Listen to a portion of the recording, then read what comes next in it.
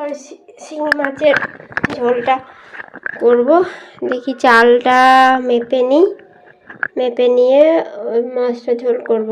আমাদের আর মাছ নেই আজকে ডিম ভাজছি, ডিম ভাজবো গরম গরম। ওর বাবা মাছ নিয়ে আসবে তবে হবে।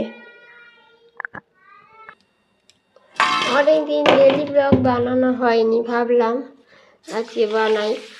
কেননা অনেকদিন আমারও শরীর খারাপ, ছেলের শরীর খারাপ, এই করে করে দিন যাচ্ছিল, তাই আর বানানো হয়নি।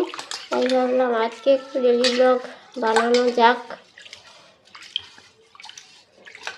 কদিন যা গেছে আমিও খেতে পারছিলাম না, ছেলেও খেতে পারছিল না, দু মা বেটায় বিশাল ভুগেছি। সেই জন্যই আজকে না মানে এক সপ্তাহ মতন হলো একটু একটু সুস্থ হয়েছি, অনেকটাই, দুজনেই হয়েছি। হলেও সেই এনার্জিটা থাকে না, যে একটা এনার্জি ছিল ভিডিও বানাবো এ করব, সেই এনার্জিটা আর থাকে না। তাই আজকে একটু এনার্জি পেলাম, যে না আর ঢিলে দিতে হবে না, এটা যখন প্রফেশন হিসেবে বাঁচছি তাহলে আমাকে তো কাজটা করতে হবে যাই করে হোক। দেখি করে নি কাজগুলো।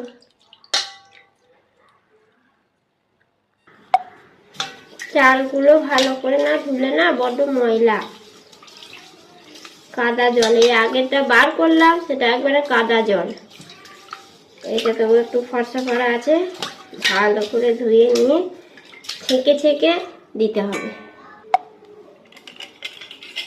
এই যে চাল তো ধুলাম।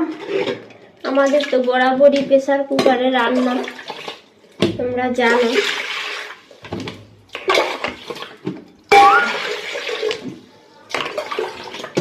প্রথম হতো না, প্রথম আমি বাড়ি আসাতে হাঁড়িতেই হতো,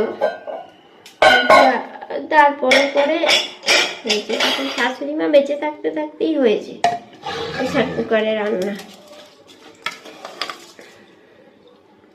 চালটা ছেড়ে দিই, ভাতটা চাপিয়ে দিয়ে শিঙি মাছের ঝোলটা করে নেবো। নিয়ে শিঙি মাছগুলো হয়ে গেলে ডিম সেদ্ধ করতে দিয়ে দেবো, এই ভাজতে দিয়ে দেবো একটা গরম গরম ডিম ভাজা আর ভাত।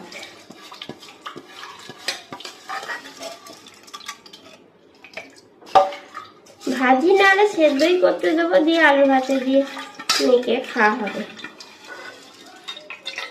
ডিম আনতে বলে দিয়েছি, ডিমও শেষ হয়ে গেছে। অনেকদিন আনিয়েছিলাম, তখন ছিলাম না,